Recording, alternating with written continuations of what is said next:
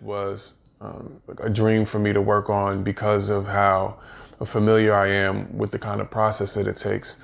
And so, working with Norman and Shane on this really for me was just a no-brainer, is a natural extension of my practice.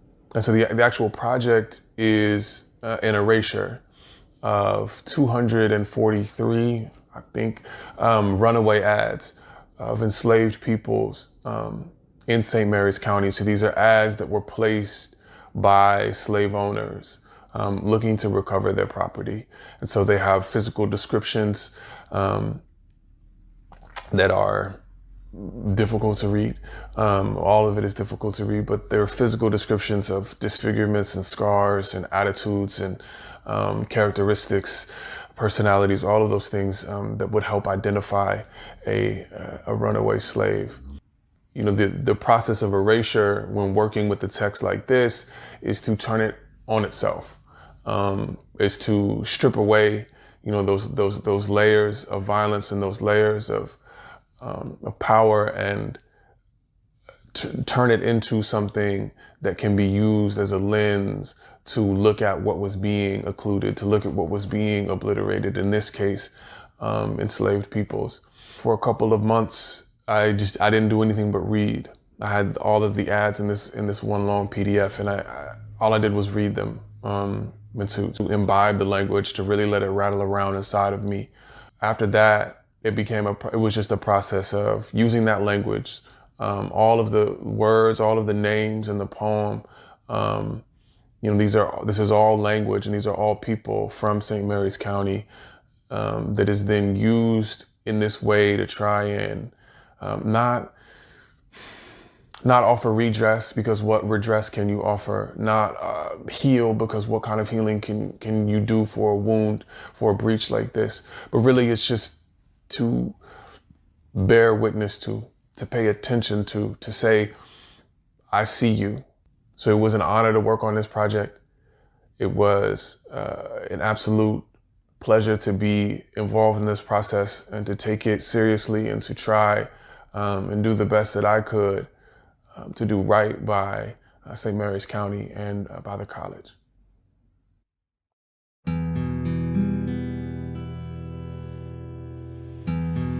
A complex dark, confined, carried by law through the unreason of time. A copper-colored apprehension. Who said run first? Who called midnight home? That thick scar, that reward paid to the low, the black, the unbelonging. Now, notice is hereby given to the slow discharge of reason, to the defect of purchase and confinement. Your hold is frail and spare of flesh. We are the inner bone of a secret, broken for safe delivery, reunited undercover in a dark country. Now, notice is hereby given to the well-worn anvil, to the cotton weighing down the tongue. There will be no return. No dollars given for the lost. Still the sigh. Bury the fields under a homespun shawl. Let no eyes rest upon them. It is the ordinary, the cut, the collected, the stiff, the scarred, the laughing, the somber, the polite, the slender. We run toward a self-made shore. We lurk with stars belonging to a bright black crown. Our presence turns a kind of perfect pain to profit. Our absence deforms, swells to an intolerable release. To run is to change the shape of the dark, from affliction to seam, to pass into the crease where scar joins flesh.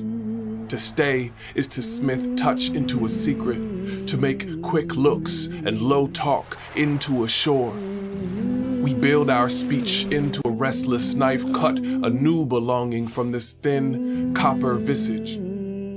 To remember the small eyes, the mark upon a cheek, the round shoulders, the bright open mouth, the limp and swollen leg, the scar along the instep, the impediment in their speech, the touch of their good hand. To remember is to run, to turn the night into a harbor that holds us still.